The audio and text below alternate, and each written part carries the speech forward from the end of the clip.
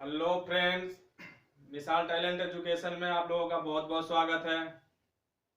मैं अमरजीत कुमार आज आप लोगों को अर्थशास्त्र के बारे में पढ़ाऊंगा, जो कि उसमें का अर्थशास्त्र का एक टॉपिक है पूंजीवाद अर्थव्यवस्था। पूंजीवाद अर्थव्यवस्था होता क्या है, हम पूंजीवाद अर्थव्यवस्था कहते किसे हैं। हम ये देखे हैं कि 18वीं 19वीं 20वीं शताब्दी में ये क्या था पूंजीवाद अर्थव्यवस्था, इसके बारे में आज हम जानकारी लेंगे। ये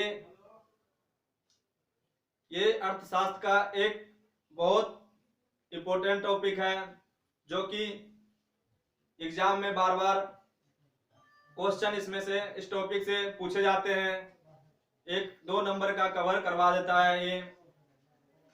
तो फ्रेंड्स, ये बताने से पहले मैं आप लोगों से एक बात बताना चाहता हूं, जो कि हमारा वीडियो जो है उसे सब्सक्राइब कीजिए, लाइक कीजिए, शेयर कीजिए और बेल आइकन भी दबाइए, ताकि आपके पास हमारा वीडियो का नोटिफिकेशन आप लोगों के पास पहुंचता रहे। तो फ्रेंड, चलिए अब हम शुरू करते हैं, अपने टॉपिक के ऊपर जाते हैं, क्या है पूंजीवाद अर्थव्यवस्था। तो सबसे पहले हम ये देखते हैं कि ये अर्थशास्त्र का एक टॉपिक है पूंजीवाद अर्थव्यवस्था, जिसको हम इंग्लिश में कैपिटलिज्म बोलते हैं। तो पूंजीवाद जो अर्थव्यवस्था हम कहते किसे हैं, पूंजीवाद अर्थव्यवस्था कहते किसे हैं हम। पूंजीवाद अर्थव्यवस्था वह अर्थव्यवस्था है जो उत्पादन के अलग अलग साधन जो हो निजी व्यक्ति के पास हो, उसे हम पूंजीवाद अर्थव्यवस्था कहते हैं। जो उत्पादन के अलग अलग साधन निजी व्यक्ति के पास हो, उसे हम पूंजीवाद अर्थव्यवस्था कहते हैं। कहने का तात्पर्य यह है मेरा कि जो पूंजीवाद अर्थव्यवस्था है वो निजी आदमियों के पास होता है। इसका पूरा जो प्रॉफिट होगा वो निजी व्यक्तियों के पास होगा। इसमें कोई भी स्टेट का रोल नहीं होता है, यानी राज्य का कोई मतलब इसमें नहीं होता है। जैसा कि मैं आपको बताता हूं कि मान लिया जाए, अभी हमने देखा कि बसों में जो टिकट लगती है, या फिर हम कहीं कोई बिजनेस अपना स्टार्ट करते हैं, कोई फैक्ट्री ओपनिंग करते हैं, उसमें जो हम प्रोडक्ट तैयार करते हैं, वस्तुएं तैयार उत्पादन करते हैं, उसका जो ट्रेडिंग होता है मार्केट में, उसका जो प्रॉफिट होता है वो निजी आदमियों के पास ही होता है। यही पूंजीवाद अर्थव्यवस्था का उदाहरण है। जैसे मैं आपको उदाहरण देके समझाता हूं। जैसे मान लिया जाए आप ए और बी दो फैक्ट्री है, ए और बी नाम का दो फैक्ट्री है, दो कंपनी है। जो कि ए जो कंपनी है ये प्रॉफिट लगाया, इन्वेस्टमेंट किया, इसमें जो वस्तुएं उत्पादन किया, बनाया, इनकी क्वालिटी अच्छा होगा, तो ये मार्केट में जाहिर सी बात है कि ज्यादा सेल होगा। क्या होगा, मार्केट में ज्यादा सेल होगा यदि जो अच्छी क्वालिटी होगा। उदाहरण के लिए मैं आपको बताता हूं कि मान लिया जाए आप कहीं पेन खरीदने के लिए गए, तो आप उसमें कहते हो ना कि मुझे ये पेन चाहिए, इस कंपनी का पेन चाहिए। क्यों? क्योंकि उसकी लिखावट अच्छी होती है। उसी तरीके से उसका क्या होगा, सेल ज्यादा बढ़ेगा मार्केट में। जो अच्छे प्रोडक्ट होंगे उसका मार्केट में सेल ज्यादा बढ़ेगा, यानी हम सेल ज्यादा कर सकते हैं उसको। तो हम ये देखते हैं कि जो ए जो है उसका जो प्रॉफिट होगा ज्यादा होगा, क्योंकि जो अच्छे प्रोडक्ट बनाएगा, फिनिशिंग देगा, अच्छे गुड्स तैयार करेंगे, उससे क्या होगा, मार्केट में ज्यादा सेल बढ़ेगा। वहीं पे हम बी देखते हैं, कम लागत लगाता है, कम लेबर रख रखा है, कम मजदूर रख रखा है, इतनी फिनिशिंग नहीं देता, तो इसका क्या होगा, प्रोडक्ट मार्केट में कम सेल होगा। इसका ज्यादा होगा और इसका कम होगा, तो कम प्रॉफिट होगा। तो सीधे सीधे हम शब्दों में ये कहना चाह रहे हैं आपसे कि ये जो है खुला मार्केट है, पूंजीवाद अर्थव्यवस्था एक खुला मार्केट है, जो कि व्यक्ति चाहे जितना हो कमा सकता है। इसमें कोई भी इस पे हकदार नहीं होगा, टैक्स नहीं होगा। इसमें ये पूंजीवाद अर्थव्यवस्था 18वीं 19वीं शताब्दी में ये चलता था।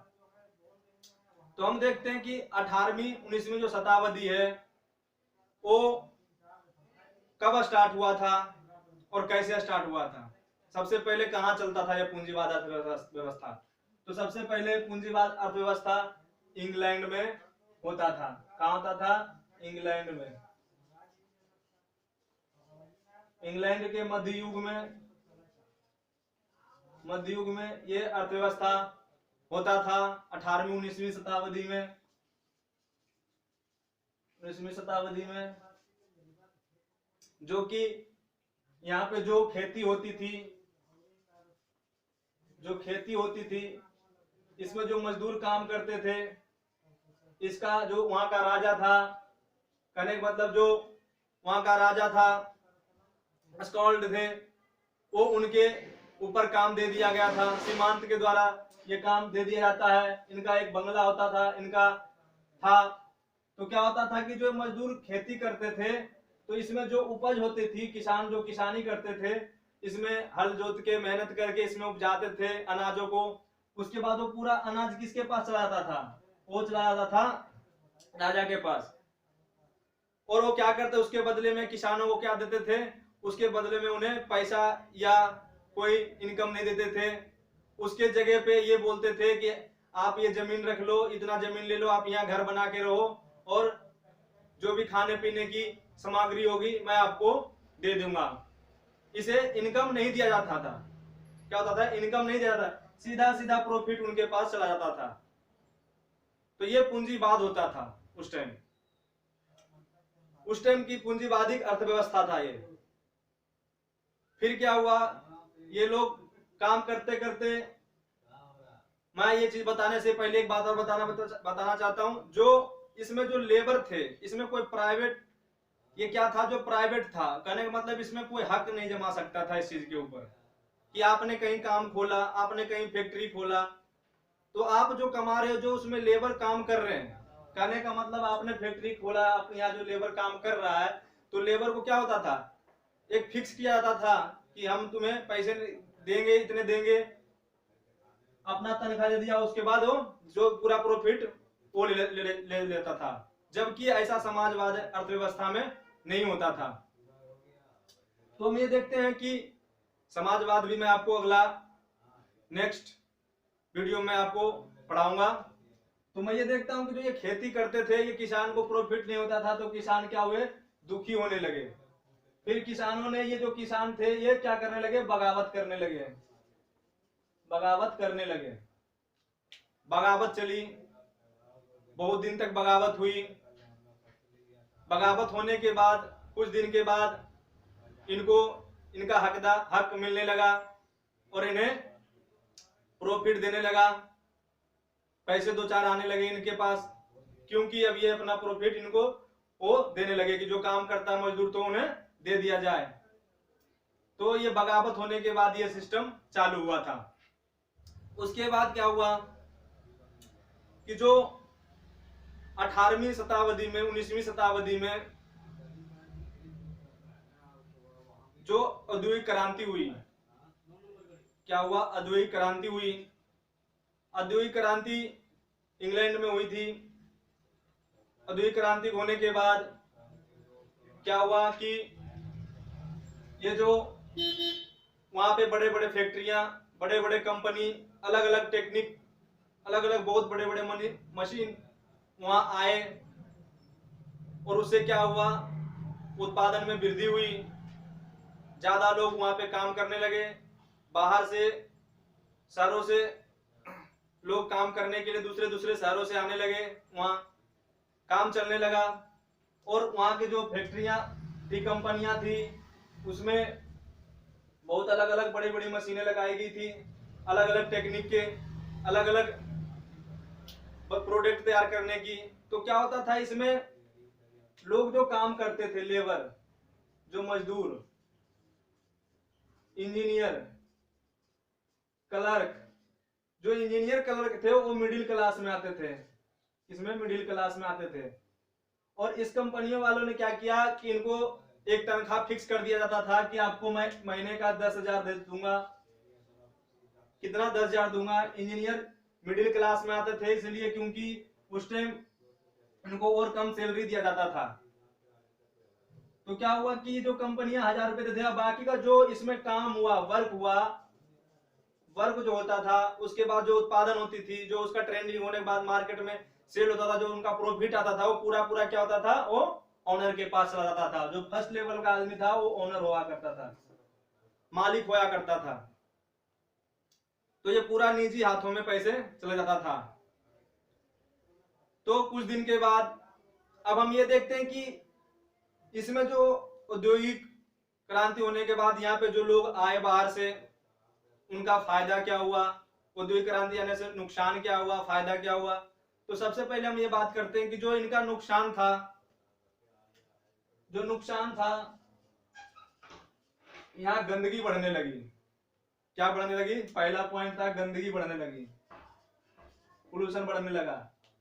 क्योंकि जो फैक्ट्री के धुएं जो निकलते थे वो क्या करते थे, गंदगी फैलाते थे, पोल्यूशन फैलाते थे। साथ में साथ वहां जो फैक्ट्रियां जहाँ पे थे वहां पे बहुत सारे जो रोड थे, सही ढंग का रोड नहीं था, वहां कीचड़ होता था, और कीचड़ों के कारण क्या होता था, लोगों को बीमारी होती थी। और छोटे छोटे बच्चों को फैक्ट्रियों में काम पे लगाया गया था वहां पे। और एक ही घर में 5-5, 6-6 लोग सोते थे, उससे क्या होता था, बीमारियां फैलती थी। अब हम फायदे की बात करते हैं। तो फायदा ये है कि जब आप किसी मार्केट में जाओगे तो वहां पे क्या देखने को मिलता था कि अलग अलग प्रोडक्ट, अलग अलग डिजिटल दुनिया में आ गया था। आप मान लीजिए कोई वस्तु खरीदने के लिए गए, कोई चॉकलेट ही खरीदने के लिए गए, बिस्किट ही खरीदने के लिए गए, तो वहां पे चॉकलेट खरीदने के लिए गए, आप जान रहे हैं कि एक चॉकलेट मिलता था, पर वहां पे आप गए तो 10 कलर, 10 डिजाइनों का, 10 ब्रांडों का आपको चॉकलेट मिल जाएगा।